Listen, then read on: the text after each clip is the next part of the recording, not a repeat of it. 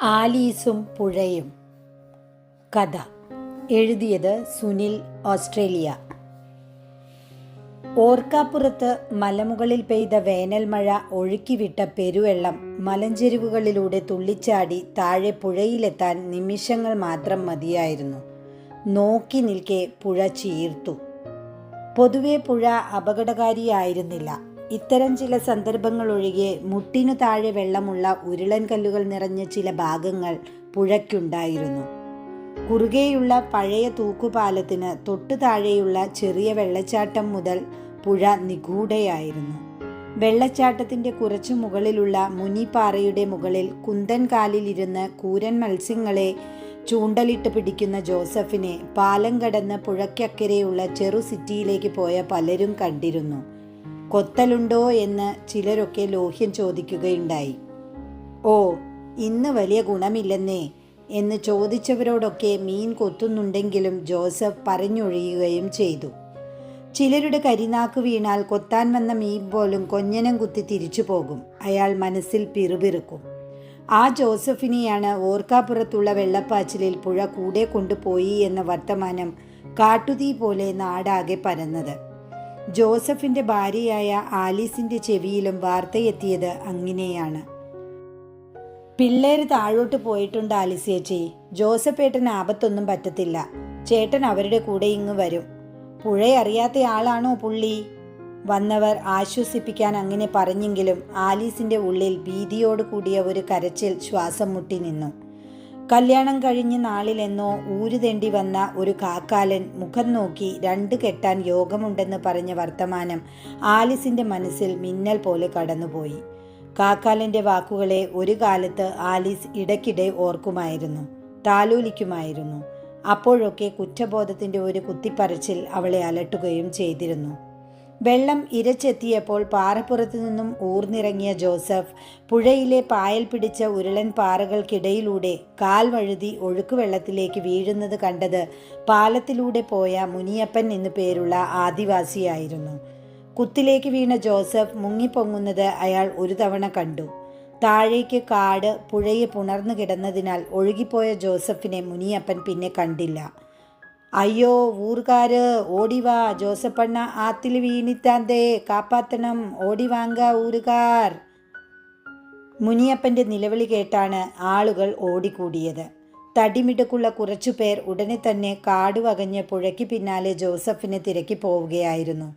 കുടിയേറ്റ പ്രദേശമായ മലയോര ഗ്രാമത്തിലേക്ക് 80കളുടെ തുടക്കത്തിൽ കന്നിപ്പെണ്ണായി കെട്ടിക്കേറി ചെല്ലുമ്പോൾ ആലീസിന് പ്രായം 18 ഉണ്ടായിരുന്നുള്ളൂ.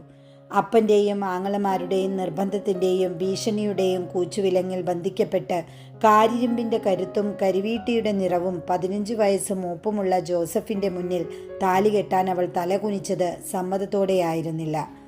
നാട്ടുനടപ്പനുസരിച്ച് ചെറുക്കൻ്റെ പള്ളിയിൽ വച്ചായിരുന്നു താലികെട്ട്. കാട് വകഞ്ഞുണ്ടാക്കിയ മൺറോഡിലൂടെ നവദമ്പതികളെ വഹിച്ചുകൊണ്ടുള്ള ജീപ്പിൽ പുഴയും കടന്ന് പുതുജീവിതത്തിലേക്ക് കാലെടുത്ത് വയ്ക്കുമ്പോഴും ആലിസിൻ്റെ ഉള്ളിൽ കനൽ കെടാതെ ഒരു സ്വപ്നം വെണ്ണീറിൽ പൊതിഞ്ഞു കിടന്നു.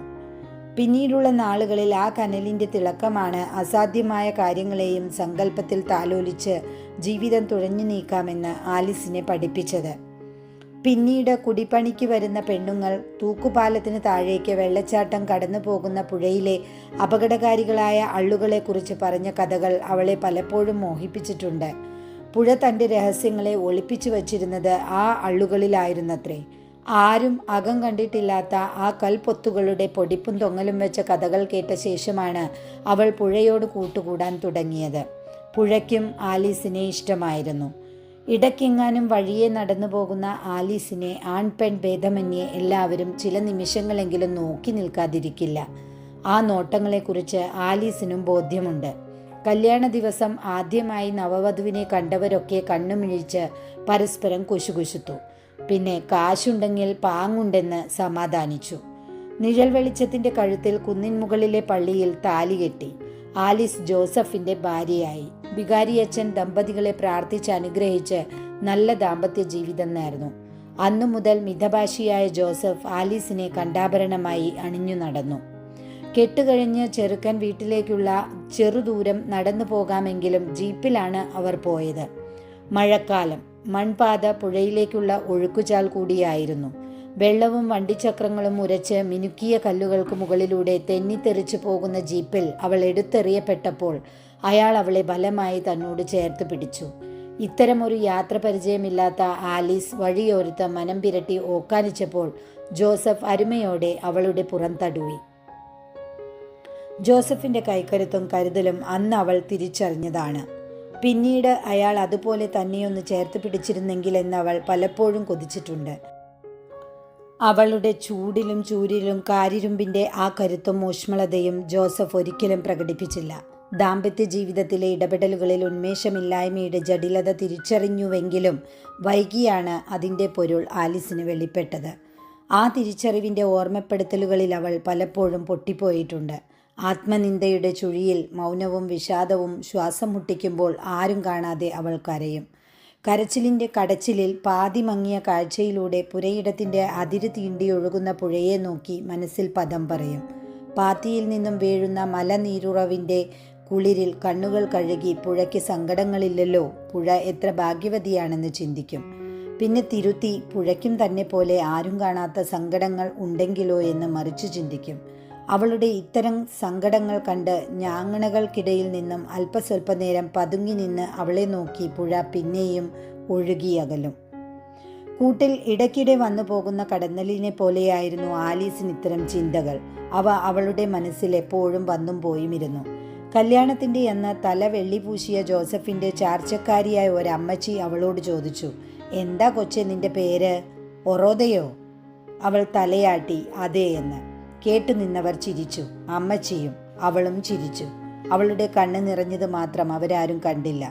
ഒറോദ ഒരു പഴയ ക്രിസ്ത്യൻ പേരാണെന്ന് മാത്രമേ അവൾക്കറിയാമായിരുന്നുള്ളൂ. അതെവിടെയാണ് ആദ്യം കേട്ടതെന്ന് അവൾക്ക് ഓർമ്മയില്ല. ഇപ്പോൾ ആരും ഉപയോഗിക്കാത്ത, കേൾക്കുന്നവരിൽ ചിരിയുണർത്തുന്ന ഒരു പേര്.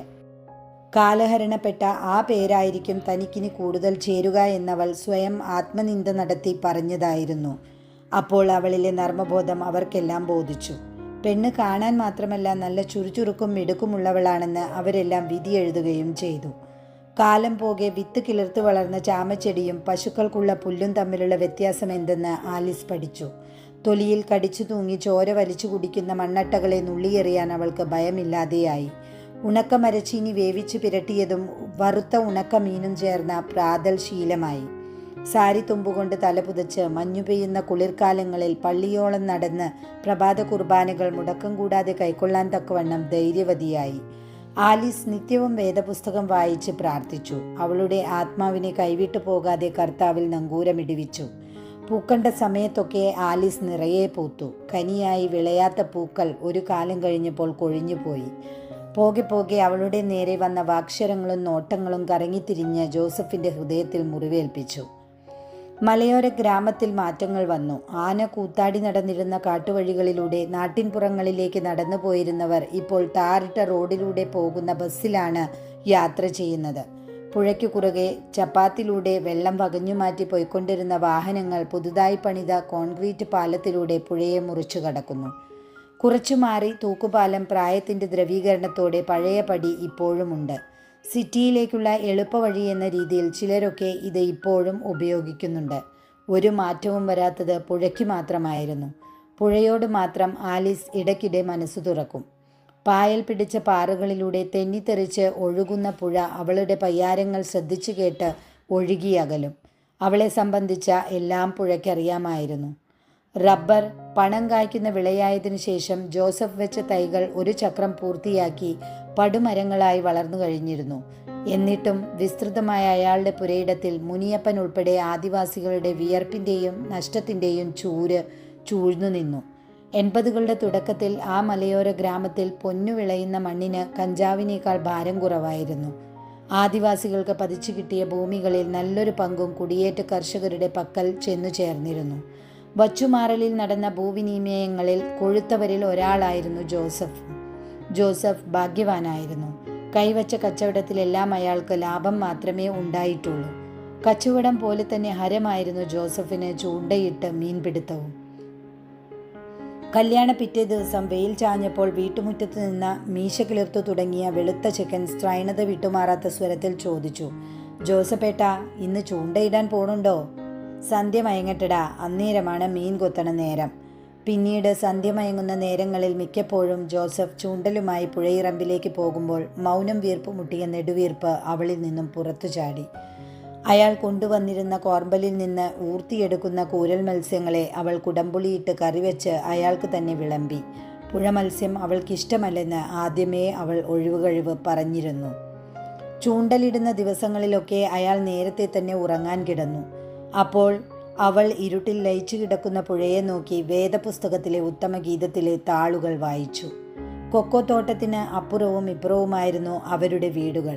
കൊക്കോ മരങ്ങൾ വളർന്നപ്പോൾ 2 വീടുകൾക്കിടയിൽ വലിയ മറവായി തോട്ടത്തിൻ്റെ മധ്യത്തിൽ മറവിൽ നിന്ന വലിയ ഒരു പേരമരത്തിൽ നിന്ന് അവൻ്റെയൊപ്പം അവളുടെ ആങ്ങളമാരും പേരയ്ക്ക പറിച്ചു. അവൻ പേരയ്ക്കകളിൽ ഏറ്റവും മുഴുത്തതും പഴുത്തതും അവൻ എപ്പോഴും അവൾക്ക് നൽകി. സ്കൂളുകളിൽ ആലീസിനേക്കാൾ 2 ക്ലാസ് മുകളിലായിരുന്നു അവൻ. ഒരിക്കൽ അവൾക്ക് നൽകാൻ ഊങ്ങിയ പേരയ്ക്കയിൽ നിന്ന് അവൾ മാത്രം കാണുകെ അവൻ ഒരു കടിയെടുത്ത് അവൾക്ക് നീട്ടി. പേരയ്ക്ക തട്ടിപ്പറിച്ച് നിലത്തേക്കെറിഞ്ഞ് വീട്ടിലേക്ക് ഓടുമ്പോൾ അവൾ അവനെ കൊഞ്ഞനം കുത്തി കാണിച്ചു. ഞാൻ ചെറുക്കൻ്റെ കൂട്ടിന് കൂടില്ല എന്ന വീർപ്പിച്ച കവിൾത്തടം മുഷ്ടി കൊണ്ട് മുട്ടിപ്പൊളുക്കി പിണക്കം പറഞ്ഞു. പേരമരം പിന്നെയും പൂത്തും തളിർത്തു കായ്ച്ചു. കൊക്കോ മരങ്ങൾ പിന്നെയും ശാഖകൾ നീട്ടി വളർന്നു. ഒപ്പം കുഞ്ഞി ആലീസും അവനും വളർന്നു. അവൻ ഉപരിപഠനത്തിനായി ബാംഗ്ലൂരുള്ള അമ്മാവൻ്റെ അടുക്കലേക്ക് പോയി. പേരമരത്തിൽ നിന്നും പേരയ്ക്ക പക്ഷികൾ കൊത്തിവീഴ്ത്തുന്നത് പെറുക്കാനെന്ന ഭാവേനെ ഇടയ്ക്കിടെ അവൾ പേരമര ചുവട്ടിലെത്തി. പക്ഷിച്ചുണ്ടുകൾ മുറിവേൽപ്പിച്ച പേരയ്ക്ക കയ്യിലെടുത്തവൾ വെറുതെ നോക്കും. ആദ്യത്തെ അവധിക്ക് അവൻ നാട്ടിൽ വന്നു എന്നറിഞ്ഞപ്പോൾ അവൾ പേരമര ചുവട്ടിൽ 1-ൽ കൂടുതൽ തവണ പേരയ്ക്ക തേടിപ്പോയി. പേരയ്ക്ക കയ്യിലെടുത്തവൾ കൊക്കോ മരത്തിൻ്റെ ഇലച്ചാർത്തുകൾക്കിടയിലൂടെ അവൻ്റെ വീടിരിക്കുന്ന ഭാഗത്തേക്ക് ഒളിക്കണ്ണിട്ടു നോക്കി. പലപ്പോഴും നിരാശയോടെ കയ്യിലിരുന്ന പേരയ്ക്ക നിലത്തേക്കെറിഞ്ഞ് അവൾ വീട്ടിലേക്ക് മടങ്ങി. അടങ്ങിയിരിക്കാത്ത മനസ്സ് പിന്നെയും ദിവസത്തിൽ പലതവണ അവളെ പേരച്ചുവട്ടിലെത്തിച്ചു. ഒരു ദിവസം വവ്വാൽ ചീമ്പിയ ഒരു പേരയ്ക്ക വലിച്ചെറിഞ്ഞ് വീട്ടിലേക്ക് നടക്കാൻ ഒരുങ്ങുമ്പോൾ അവളുടെ തൊട്ടുമുന്നിൽ ഒരു മുഴുത്ത പേരയ്ക്ക വീണു. അവൾ ഞെട്ടി പിന്നോട്ട് മാറി പേരമുകളിലേക്ക് നോക്കി. ഞാൻ കണ്ടു. ആരെയാണ് നോക്കിയത്? കയ്യോടെ പിടിക്കപ്പെട്ട ജാള്യത്തിൽ അവൾ കീഴ്പോട്ട് നോക്കി നിന്നു. കയ്യിൽ പഴുത്ത ഒരു പേരയ്ക്കയുമായി അവൻ താഴെ ഇറങ്ങി വന്നു. പേരയ്ക്ക അവൾക്ക് നീട്ടി വാങ്ങാൻ ഒരുങ്ങുമ്പോൾ കൈ പിൻവലിച്ച് പേരയ്ക്കയിൽ നിന്ന് ഒരു പിളർപ്പ് കടിച്ചെടുത്ത് വീണ്ടും അവൾക്ക് നീട്ടി. അവൾ അവനെ തലയുയർത്തി നോക്കി. നനവുള്ള കണ്ണുകളിൽ നിന്ന് അടർന്നു വീണ നീർത്തുള്ളിയോടെ അവൻ കടിച്ചു പൊട്ടിച്ച ഭാഗത്തുനിന്ന് ഒരു ചെറിയ കഷ്ണം കടിച്ചെടുത്തു. പിന്നെ വീട്ടിലേക്ക് ഓടി. പേരമര ചുവട്ടിൽ നിന്നാണ് അവളുടെ ആങ്ങളമാർ അവരെ ഒരു ദിവസം കയ്യോടെ പിടികൂടിയത്. അങ്ങനെയാണ് തൂക്കി അളക്കപ്പെട്ട മലഞ്ചരക്കായി അവൾ വിൽക്കപ്പെട്ടത്. തോട്ടത്തിൻ്റെ നടുവിൽ നിൽക്കുന്ന വൃക്ഷത്തിൻ്റെ ഫലം തിന്നുന്ന നാളിൽ നീ മരിക്കും എന്ന വചനം വായിക്കുമ്പോഴൊക്കെ അവളിലൊരു വിറവീണിരുന്നു. കാക്കാലിൻ്റെ വാക്കോർത്തപ്പോൾ ആലീസ് പുഴയിലേക്ക് നോക്കി.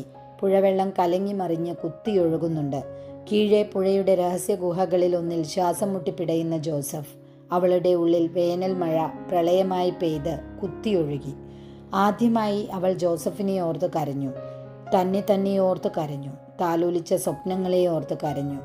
ഒരിക്കലും അയാൾ അവളെ നോട്ടം കൊണ്ടോ വാക്കുകൾ കൊണ്ടോ നോവിച്ചിരുന്നില്ലെന്ന് അവൾ ഓർത്തു. അവളെ അയാൾ സ്നേഹിച്ചിരുന്നു എന്നവൾക്കറിയില്ല. അവൾ അയാളെയും. അയാൾക്കറിയാത്തതായി ഒന്നുമില്ലെന്ന് മാത്രം അവൾക്കറിയാമായിരുന്നു. അവൾ പുഴയോട് കേണു. ജോസഫിനെ അവൾക്ക് മടക്കി നൽകാൻ. അവൾക്കിനി ആരുമില്ലെന്ന്, സ്വപ്നങ്ങൾ പോലും ബാക്കിയില്ലെന്ന്. പുഴ തിരിഞ്ഞു നോക്കി അവളെ മനസ്സിലാകാതെ വിസ്മയത്തോടെ. പിന്നെ മുനിപ്പാറയും പിന്നിട്ട് ധൃതിയിൽ ഒഴുകിപ്പോയി.